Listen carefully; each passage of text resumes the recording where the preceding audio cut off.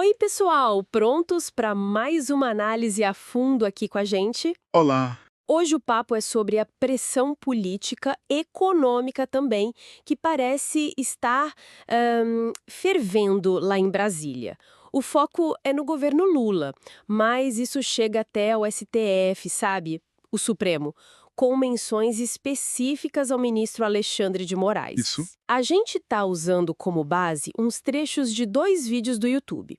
Um é do canal Ancasu, certo. e o outro do Mundo Polarizado Olímpio Araújo Júnior.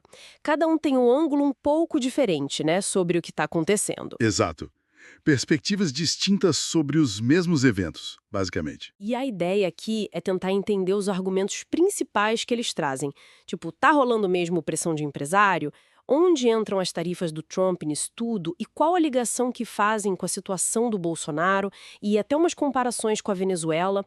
A gente quer clarear um pouco as possíveis consequências que essas fontes apontam. Vamos lá. Vamos sim. E o que eu acho interessante é justamente como essas fontes tentam costurar, né?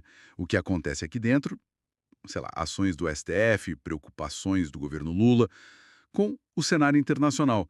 Tarifas americanas, a postura dos Estados Unidos sobre a Venezuela, essa, digamos, interligação que a gente vai explorar. Ótimo. Então, começando pela primeira fonte, o vídeo do Ancapsul. Ele fala de uma pressão, assim, forte de empresários em cima de ministros do STF, cita nominalmente o Alexandre de Moraes e o Gilmar Mendes, e o estopim seria o tal tarifaço do Trump. Isso. Um aumento pesado nas taxas para produtos brasileiros, né? Que poderia afetar bastante alguns setores da economia. Entendi. E segundo essa fonte, esses empresários eles estariam vendo uma conexão direta entre essas tarifas e a situação jurídica do ex-presidente Bolsonaro. A percepção ali, segundo o vídeo, é de que há uma perseguição política contra ele. Hum. E o argumento seria que resolver essa situação do Bolsonaro seria o caminho para reabrir canais de diálogo com os Estados Unidos. Mas, peraí. A fonte explica como isso funcionaria na prática? Tipo, resolver o caso Bolsonaro reverteria tarifas? Porque, publicamente, os ministros diriam que não tem nada a ver uma coisa com a outra, né? Exato. Publicamente, a postura seria essa. Somos isentos, tarifas são um problema do governo. Mas aí que entra a especulação da fonte. O vídeo sugere que pode haver conversas de bastidores, sabe? Tentando achar uma saída para o caso Bolsonaro que não pareça, assim, uma resposta direta à pressão externa, para manter a aparência de soberania. Faz sentido essa leitura, da fonte, claro. E essa mesma fonte aponta que o governo Lula, que no começo bateu muito na tecla da soberania, agora estaria bem preocupado com o impacto econômico dessas tarifas. Já pensando lá na frente, em 2026, nas eleições, o vídeo fala até que está se formando uma tempestade perfeita na economia. Nossa, e tem aquela analogia que você mencionou antes. Sim, a do jogo de pôquer. A fonte descreve o cenário como se todo mundo, Trump, Lula, Bolsonaro, até o STF, tivesse apostado tudo, sabe? Tipo, all in. Uhum. Só que, na visão dessa análise, as cartas do Trump seriam mais fortes que as do Lula nesse confronto específico. Sugere que a estratégia atual do governo talvez não seja suficiente. Interessante. Essa tensão, né, entre pressão externa e a política aqui dentro, ela também aparece na segunda análise do mundo polarizado, só que olhando mais para Venezuela. Exato. A segunda fonte muda um pouco o foco, vai mais para a geopolítica. Ela destaca uma declaração recente do Departamento de Estado americano, que, segundo o vídeo, foi assinada pelo Marco Rubio. Enfim, essa declaração considera o Nicolás Maduro ilegítimo na Venezuela. E mais, conecta ele ao narcotráfico, mencionando o Cartel de los Soles. Cartel de los Soles, que seria. A fonte descreve como uma suposta rede de tráfico envolvendo gente poderosa do governo venezuelano. Essa é a descrição da fonte. Entendi. E qual a leitura que eles fazem disso, lá nos Estados Unidos? A interpretação que o vídeo apresenta é que isso sinaliza uma linha dura do Trump ou da administração ligada a ele, contra regimes vistos como autoritários ou ligados ao crime aqui na América Latina. E a tática principal seria a pressão econômica. Sanções, sabe, em vez de intervenção militar. Tá, e como isso se conecta com o Brasil? Onde o governo Lula entra nessa análise do mundo polarizado? Bom, o vídeo faz a ponte citando falas que teriam sido ditas por Lula sobre a Venezuela.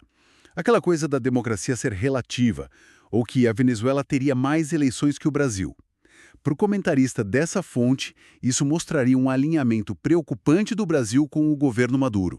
Essa é a visão dele. Certo. E a partir daí? A partir daí, a análise faz uns paralelos bem diretos entre o caminho da Venezuela sob Chávez e Maduro e o que o comentarista interpreta como tendências aqui no Brasil.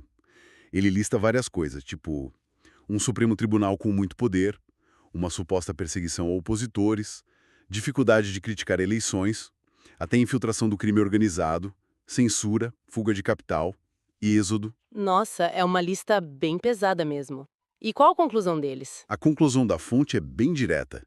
Eles dizem que o Brasil estaria caminhando, nessa visão, para se tornar um narco-estado, ou um estado criminoso. São os termos que eles usam, para descrever um cenário onde o crime teria muita influência no poder, entende?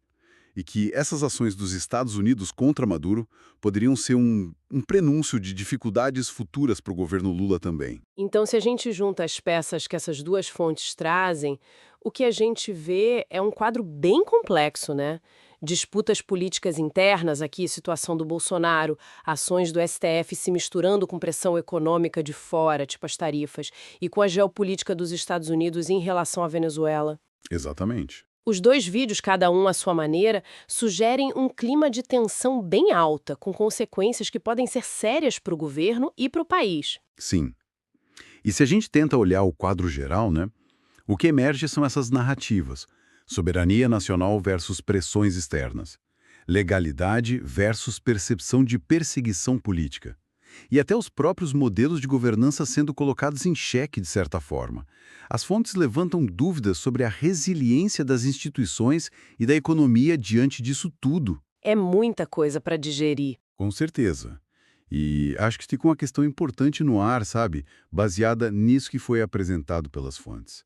Até que ponto será que a pressão econômica externa pode de fato influenciar decisões da justiça e da política interna de um país como o nosso? Quais seriam os limites reais disso? Uma ótima pergunta para a gente continuar pensando, sem dúvida. Fica aí a reflexão.